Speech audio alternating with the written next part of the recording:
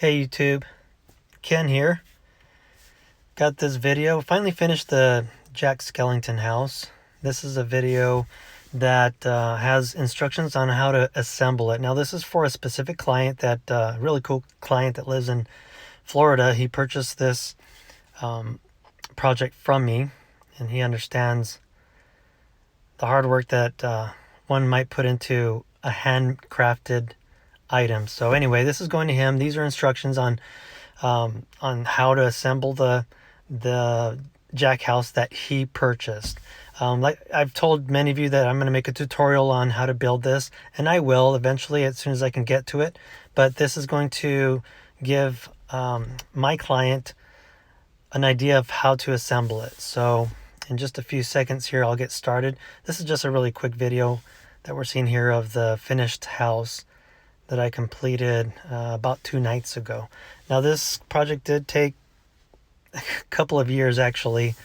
I was initially building it for myself, and then my client found this on the internet, looked me up, and asked me if I would finish it for him with complete stairs and everything. And I said, sure, I'll do it. So the last couple of months, that's what I've been doing. And we actually have plans to make other things, such as the town hall. So anyway, let's get started here. So the first thing that we're going to do to put this together is 3 people is the best. If you can have 3 people put this together, it'll help. One person holding the stairs, the other person holding the base where the house sits on, and then somebody with a screwdriver. So if you see these 2 little metal pieces there, they're colored red. Everything's color coded. You're going to use the red screws. And I have one here. The head of the screw is red. And you'll see that this screw is going to go through this little hole here and screw into the base where the house is sitting on. It's going to go under that base.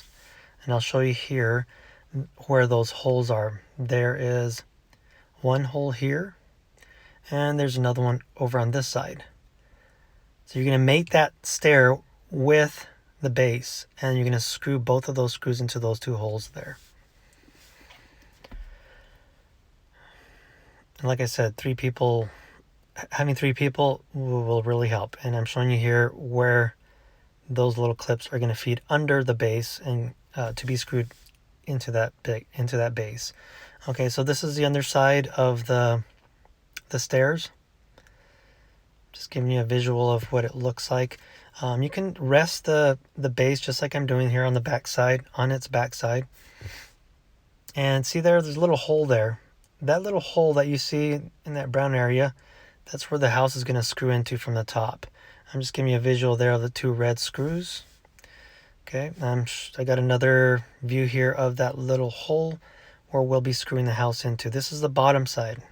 Now the house, of course, is going to be screwed in from the top side.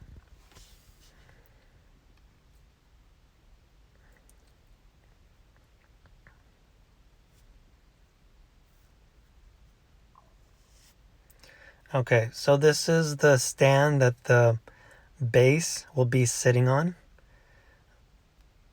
In a perfect world, or in a Nightmare Before Christmas world, this would not exist, and somehow Jack's house would be floating on this strange looking cliff. But in the real world, we have to use a stand. Okay, so the stairs here can be fed into that little area there on the bottom that you see at the bottom of your screen. It doesn't have to be screwed in. If you're just going to display this stairs for Halloween and then put it away, I would not put screws in this. Just leave it as it is. If you're going to make it permanent, then put the screws in just like I did there, and you're going to screw it into the base, into the board. That's more for a permanent display. If you're going to put it up and not take it down, go ahead and use those screws, screw it in. Otherwise, if you put them in there and you plan on taking it down, you can take the screws out. It's just a pain in the ass. So get the screws in there only if you're going to display it permanently. Otherwise, just slide the bottom of the stairs right into the notch that's on the base.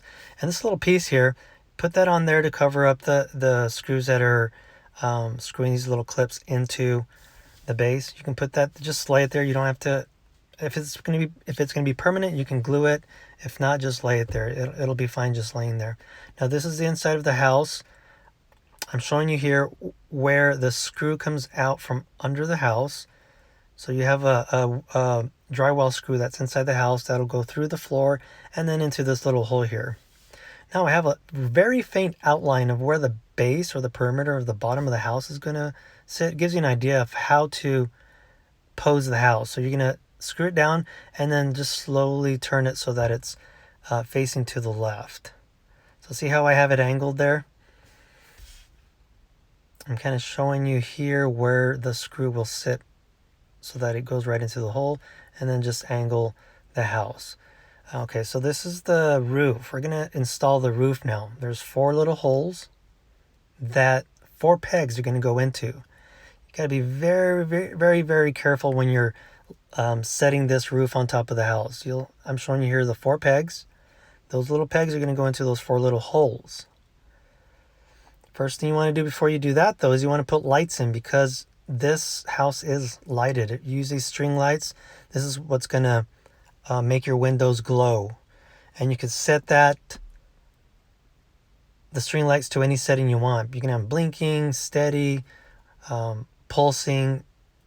I prefer a flickering to make it kind of look like Jack has a fireplace burning. Right now, I think it's a pulsing. For display reasons, I'm just using pulse. But like I said, you can use whatever setting you would like. And obviously I have the roof on now.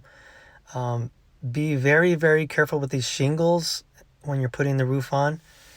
Handle it lightly.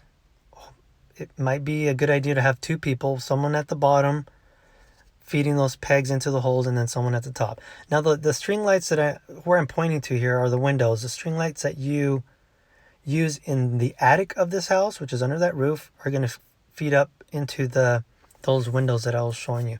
Now to open this, to open that peak there, to get into the lights or into the attic, put your left hand where I have it. You're going to use your left finger, and you're going to very carefully push with your index finger. Push that peak, grab it with your right hand, and as you're pushing with your finger, push away, and you'll feel it just click open. Now it's magnetized. It uses a magnet to keep shut, but it does need a little bit of force to open. So just be very careful when you're doing that.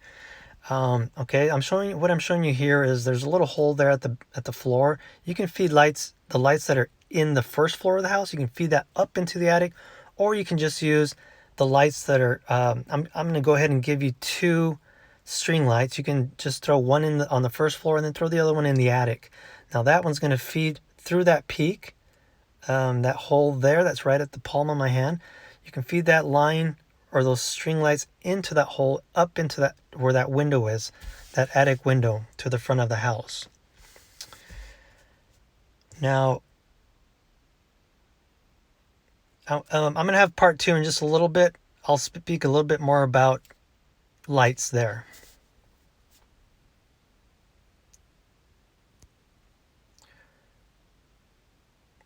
So what I'm going to do is talk a little bit more about the lights that go up into Jack's house in just a few moments here.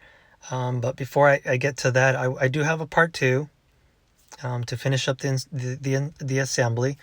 So I'm going to conclude here with this part, and then I will touch a little bit more about on the lights that go up into Jack's house. And we'll see you in part 2.